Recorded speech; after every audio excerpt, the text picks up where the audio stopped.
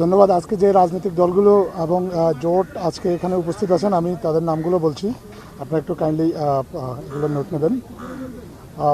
বাংলাদেশ জাতীয়তাবাদী দল বিএনপি, জামাত ইসলামী, জাতীয় নাগরিক কমিটি এলডিপি, এবি পার্টি, হেফাজতে ইসলাম, ইসলামী আন্দোলন Bangladesh, Bangladesh Khelafat Majlis, democratic left unity, Bangladesh labour party, Bangladesh Jasad Gono Odhikar পরিষদ, জাতীয় গণফ্রন্ট, বাংলাদেশ জাতীয় পার্টি।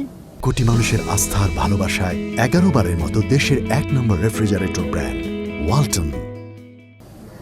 12 দলীয় জোট, জাতীয়তাবাদী সমমনা জোট, গণতন্ত্র মঞ্চ, জাতীয় সমাজতান্ত্রিক দল জাসদ, ন্যাশনাল ডেমোক্রেটিক মুভমেন্ট, জামায়াতে উলামা ইসলামী, জমিয়তে উলামা ইসলামী, বাংলাদেশ খেলাফত মজলিস, জাতীয় মুক্তি কাউন্সিল, গণফোরাম, আমজনতার দল, লেফট ডেমোক্রেটিক অ্যালায়েন্স এবং বৈষম্য বিরোধী ছাত্র আন্দোলন।